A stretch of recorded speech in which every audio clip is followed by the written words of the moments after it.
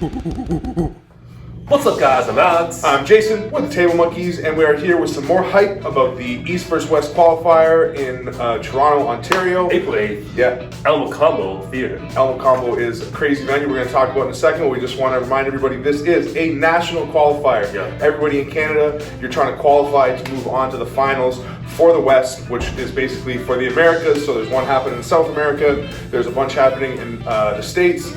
This is the one for Canada, so if you want a chance to be a part of this whole climb to the top of the East vs. West ladder, you got to make it to Toronto, April 8th. And as Alex said, it's going to be at the Mocambo, which is like a super historical venue here in Toronto, which is part of why we wanted to do it there, because it's like, if you're going to come to Toronto, we don't want to just be in some convention center or like a hotel room or something like that, because it's going to be special. It's got to be memorable. Yeah.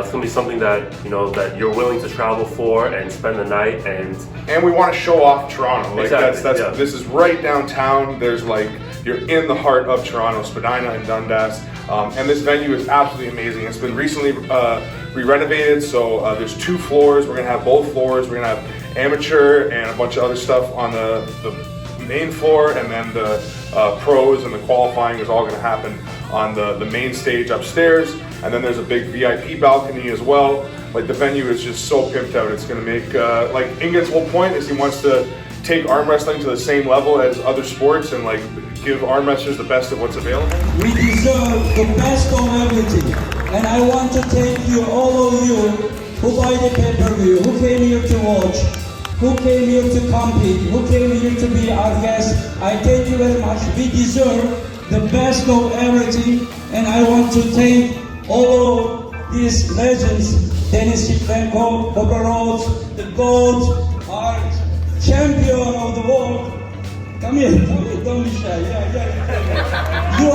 You are incredible. I mean, maybe it's hard for some people to accept, but you are very, very, very, very good. If this man didn't exist, most likely you would be the GOAT. And that's kind of what we're trying to embody with this this tournament and this venue and everything. So once again, make sure you're there, save the date, mark it on the calendar, book your tickets, book your hotels, whatever you got to do. The capacity for this place is 500, and there's no reason why we shouldn't fill the place. And our motto in our qualifier is that there's going to be more spectators than arm wrestlers. So we want every arm wrestler to bring their significant other and a couple of friends. We want to fill this place and make it a huge event and really make it just like so cool to be up on that stage pulling in front of all those people. Exactly, and that's also part of what we're going to try to do, being the Table Monkeys crew and being the club here in Toronto, is we are going to do our best job of promoting this around the city and trying to bring as many eyes to this venue as possible. There's not going to be any pay-per-view, we're not going to do any live stream or anything like that. We're going to record everything, get really amazing video and audio, and then release the videos after so people can see the results. But if you want to be a part of it, you got to be there, and yeah, like Alex said, more eyes than arms, that's our motto. And then also another big draw for this whole event is, as you know, we're relatively close to the one and only Devin Larratt, and he is got it marked in his calendar. He is going to be there. If you know anything about Devin, being in Ontario and tournaments like this, like the Ottawa Open, he has a tendency, especially now that he has his party arm and he doesn't take it very seriously, to jump in there and pull on left arm. So I would not be surprised if he ended up doing that, especially when he sees the whole venue. He hasn't yet. I've told him about it. He's excited about it. But when you actually get in here and see it, I know he's going to be like, no, I gotta beat some people up on that stage, because it's just too cool of a place to be. Yeah, it's going to be super hyped. So the main purpose of this video, other than hyping up this event, as we're going to keep doing as we move forward until we get there, is to talk about the rules. The rules for our events are going to be very similar to all the other East vs. West events. It's going to be which is basically very similar to WAF, with the only real difference is that all slips are going to go to straps. Which is actually how they do it in East vs. West. They don't do that in WAF. And then the only difference we're going to make from East vs. West to our event is that instead of going to a ref grip, we're going to go to a set grip. One thing that they implemented in this last East vs. West 6, was that they actually implemented a warning in the ref's grip, which we think is great, and that's something we've done for a while now, and I think it's a great way to get matches to start without people fouling out and to have less foul outs in the actual ref's grip. But what Alex is saying about how we're going to do it is a little bit more if you just watch the Arm Gods event, or if you watch WAL before, or if you've seen events and matches that Travis Bajan hosts, because I think he does the sort of purest version of this type of a set grip. The difference between the set grip and the ref's grip is that the set grip is still up to the athletes to close their thumbs and close their hands. And if they decide to rise and climb when they're closing their hands, or carve in when they're closing their hands, that's their choice. They're trying to take as much as they can get. If they take too much, it's going to be obvious to the ref. They're going to get called for a warning at first and a foul the second time around. But when it's done properly, when you see it done ineffectively, let me start with what we don't want to see, is close your thumbs, close your hands, go! Where it's like literally as the hands are closing, the ref is calling go. So now it's just kind of who gets the first jump. And when it happens that way, it's a lot harder for the ref to catch anybody taking anything, because he's kind of said go before anybody's gotten what it is they're going for. So the way Travis explains it, and the way that we've tried to implement it, is close your thumbs, close your hands, go.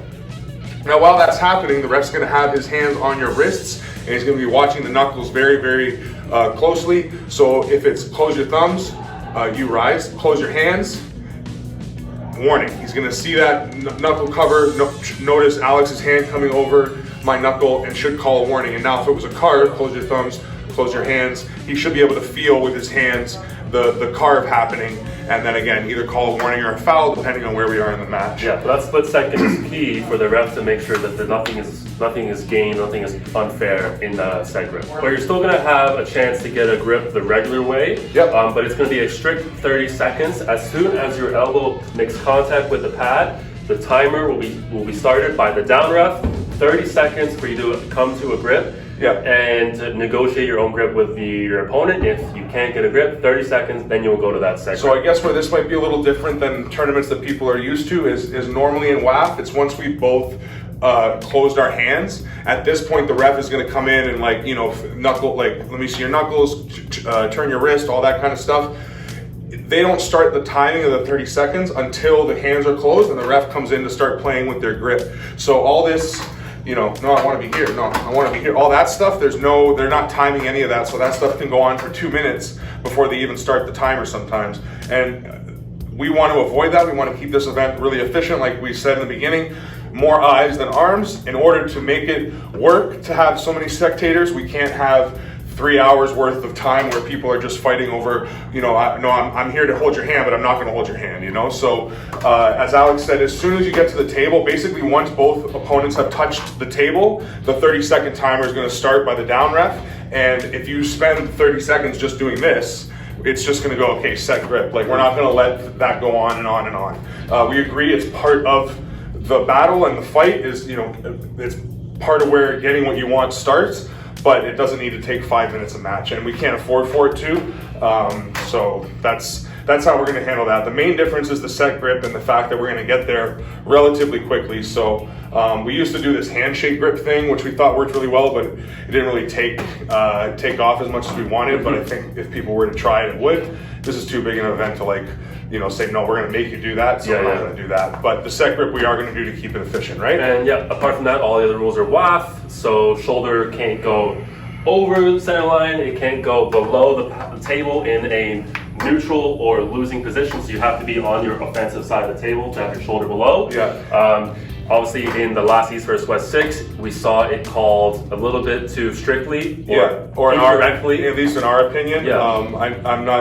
I don't know how Ingen and the refs, after really reviewing the footage, how they feel about it, but it's been called in the last 2 East vs. West. And when it was called against Devin versus Ingen, we're both we just watched it all, and we'll put clips up so you guys can see. But you can clearly see Devin dipping his shoulder, or at least getting close to it. And then there's definitely, when they call it, he's definitely down and sitting in that position. He doesn't just dip and then come back up. He's actually down there actively in that position for more than a split second, and then the refs stop it and call it. With Michael, I didn't even see a dip, and it was just once he was even close to parallel, they were jumping to call it. And that's all we're saying, is that we're going to call it when it's more like how they called it in the Devin match than in the Michael Todd match that just happened, because similar to what I said in our last video, and I think what Alex just showed with this shoulder, it has to be not egregious. What did you say? Blatant. Blatant. It has to be blatant that I'm you know, coming across the table and knowingly going over the line. Same thing here. If I'm, you know, in this neutral position and I see, like, you go to drive and I dip on your drive, it's like I know you're pulling me into a losing position and I'm actively deciding to dip where I know I'm not supposed to. That's going to be, you know, called a foul right away. Yeah. And then, the elbow bumps. We're not sure exactly what tables, but they were definitely going to have softer pads and not like the PAL pads or the WAF pads that you see that are super, super tight. But because of that, we're not going to avoid calling small bumps. Like, because the pad is soft, if your elbow, if the ref can see between your elbow and the pad, he's going to call the foul. Because the play that you have to relieve that pressure and move around is in the softness of the pad. Mm-hmm. So yeah, basically what we're going to be telling the refs and the way we're going to be trying to run it is, if you see it, you call it. And yeah, two fouls. Everything else fouls with a warning in the set grip. Yeah. And that's it. Anything else rules-wise? No, I think that covers everything. We're going to keep up with this hype going forward. Yeah. We still got a few months away, so we'll keep promoting this event, and we're going to make this the biggest event in Canadian history. That is our goal. And again, more eyes than arms is also the motto and the goal that we're going for. There will be tickets for sale, pre-sale and stuff. We're still trying to figure out exactly how to set that up, but the idea is going to be basically for the month of February, they're going to be 20% off. For the month of March, they're going to be 10% off. And then if you buy them in April or the day of, it'll just be the normal price. Yep. So yeah, like Alex said, we're going to keep hyping it up.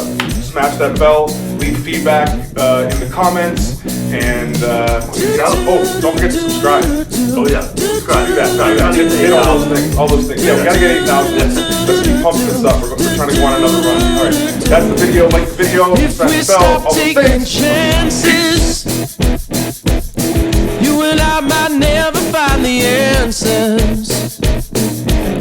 Just one more night and forever after. Let's testify just to keep us together. Oh, keep us together.